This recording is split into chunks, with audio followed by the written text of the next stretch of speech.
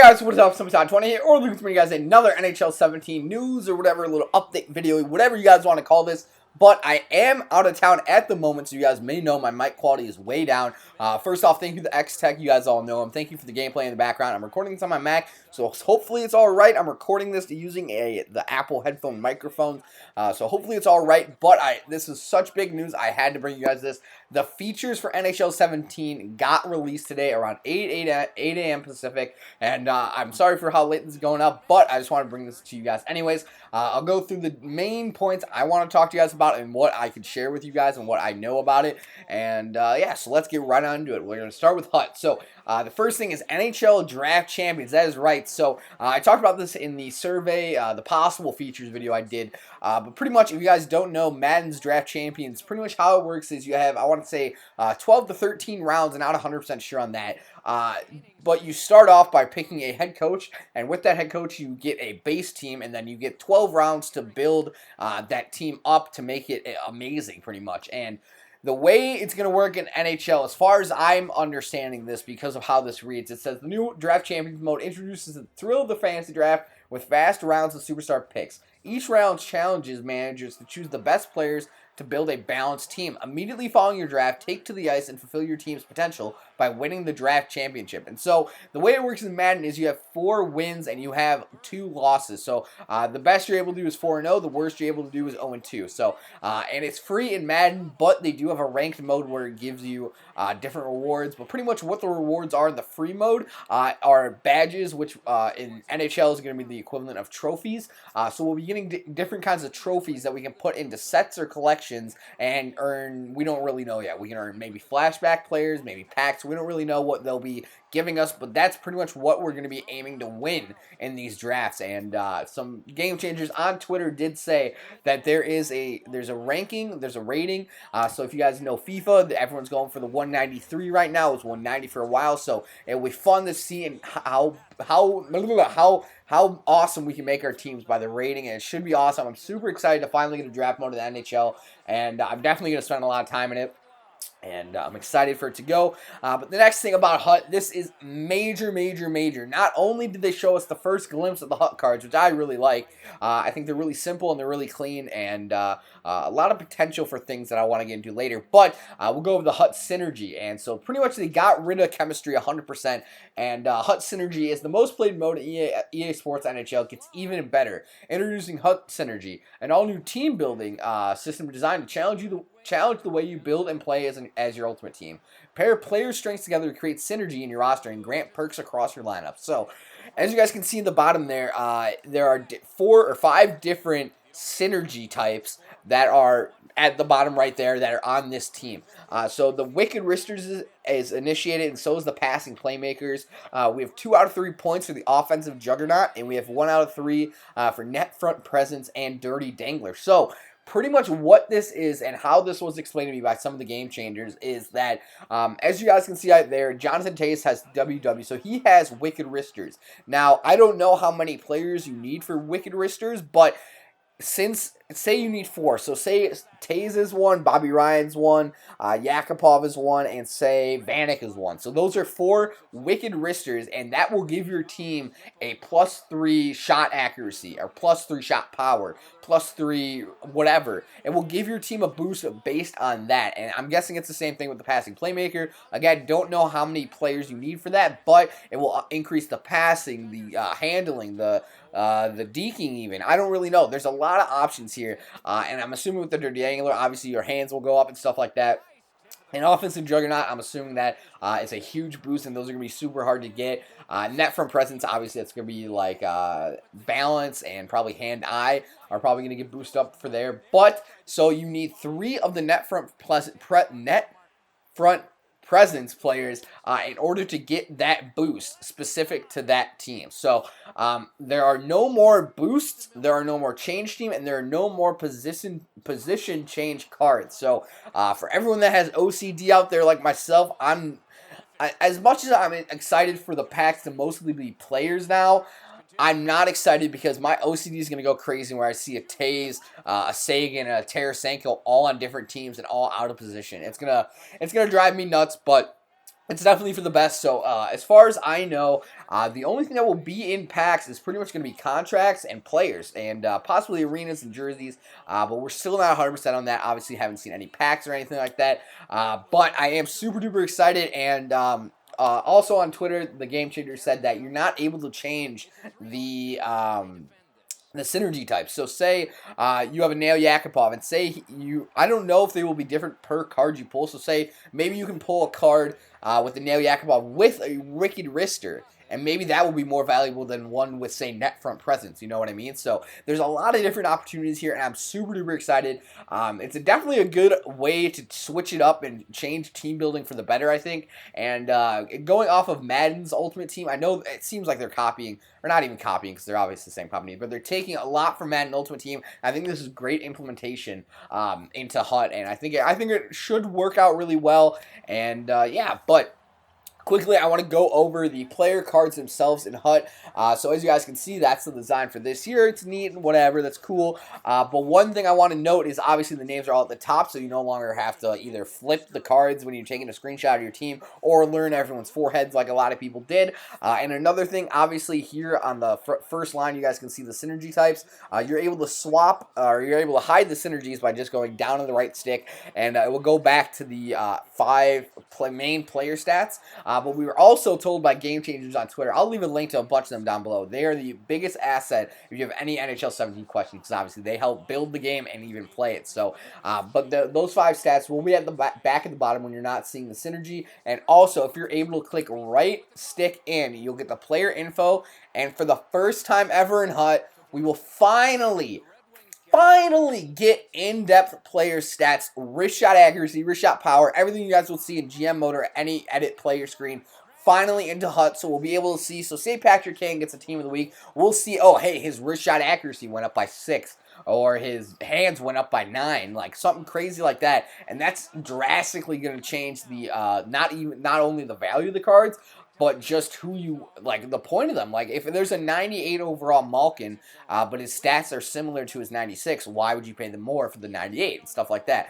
And rare players like Team of the Year Theodore is a great example. He has 99 wrist shot and slap shot power with 90 wrist shot and slap shot accuracy, but you're only able to know that if, one, you believe the fact that they go off the base roster, which I do, and you know about HUT Plaza or HUTDB.net.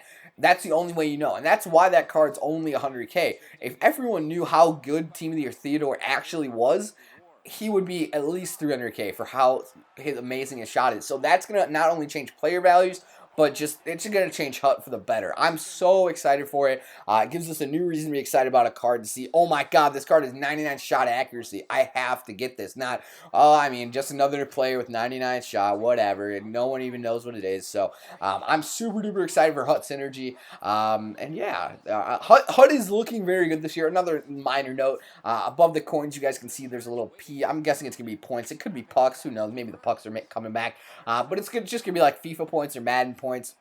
You buy 1,200.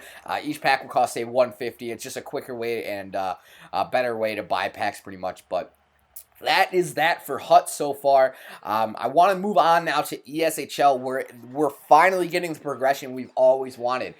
So a lot of people were really unhappy with ESHL this year because while they had the badges and the prestiges, it really didn't mean anything. But finally, we are getting ESHL arena progression. Start off with a grassroots community rink and grow into an internationally renowned, state-of-the-art arena that brings your ESHL team's identity to life as home ice gets bigger and the better the farther you progress. So this is mind-blowing. We're finally getting a full-fledged arena creator for not only SHL, but also BGM and franchise mode. So I'm super duper excited about this. On this screenshot here, you see the 10 different scoreboards that are available for this set arena. Owe, one of the Game Changers, said that you start off in a rinky-dink practice rink for your team. And so when you go online and you play people, they'll be like, oh, this is a newbie team, whatever. This is an easy game, because they'll see your arena and they'll be like, oh, whatever. But say you come up against an arena that is a state-of-the-art arena, huge stadium, and everyone's going to be jealous of it. You can have custom scoreboards, custom jerseys, custom seat colors. If you want bright pink seats, you got bright pink seats. It's going to be, I am super duper excited about this. They also hinted at unlocking not only stuff for your arena as a team, but also individual. So say score 500 goals, you may get a stick or a pair of mitts or skates or something like that, or a helmet. And I'm just this is what everyone has been wanting for the most part. Other than if we can't have custom builds, this is one of the better alternatives to what we have now, and I am so excited for it. I'm definitely be grinding out some ESHL to get some cool equipment or even some cool scoreboards or whatever and stuff like that. I'm super duper excited about it. I think it's a great way to bring grinding back to ESHL, because I know that's one thing that everyone's been missing about ESHL. There's a couple more things about that, but I'm just going to move on over to franchise mode. And so fan favorite BOGM mode expands to complete control of an entire franchise with the addition of unique team owners. Control your favorite team and lead them to Stanley Cup glory by managing their team, the business behind the scenes. Make game-changing decisions from player personnel, ticket prices, marketing, arena upgrades, and even relocation, all under the watchful eye of a demanding owner with challenging goals. So it's not 100% clear right now if there's still going to be the general GM mode and the franchise mode, but this is from, NHL 05, I think they had it last, something like that, 06, but we're going to be completely able to customize the jerseys if we decide to relocate, the logo, what our team's named.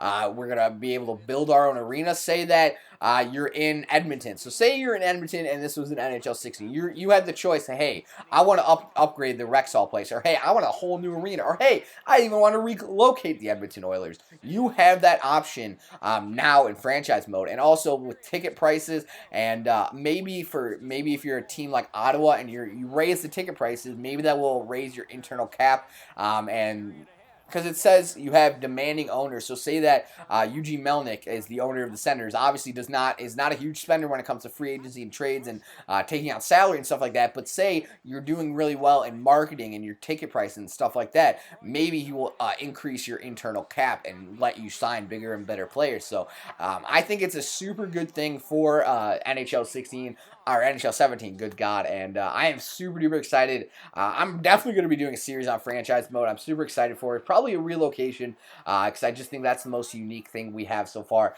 Sadly, on the Ask NHL page, they did say that there is no plans of adding an expansion right now, but when the time comes, if the Board of Governors does agree on expansion, they will bring that into NHL. I'm assuming if they do it during the year, like this year, they'll probably do it via an update. Or if they do it for next year, it will be NHL 18. So a couple of minor things I want to address as well. It is confirmed that will not be running on Frostbite engine. The Frostbite engine will not be used in NHL 17. On the Ask NHL page, they said they're looking into it. If you ask me my opinion, I'm guessing around NHL 18 or probably 19, because it took about 3 years for FIFA to get it on next gen, and so I'm just going off of that. And then also they confirmed that there's no GM connected. They said a low user base. Users didn't finish their seasons, which makes sense. And I see this a lot on Twitter where everyone wants GM connected back, and they blame it on the laggy game and stuff like that, why people didn't play it. But I think it's the same issue that they see ESHL has for the most part. Not many people can get 30 people in a league and get it going constantly, refreshing it over and over and over again. So it's just hard to market it for one, and it's hard to get a consistent player base, because I know there's hardcore GM connected that still even go on NHL Legacy and NHL 14, 15, and stuff like that. But from their eyes, it's just not worth the development time and effort to get a game mode that most people probably won't touch. Most normal consumers, they won't touch it, and they won't be able to get 30 people in a league and have the full effect. So there will be no GM connected. Some things that are still up in the air.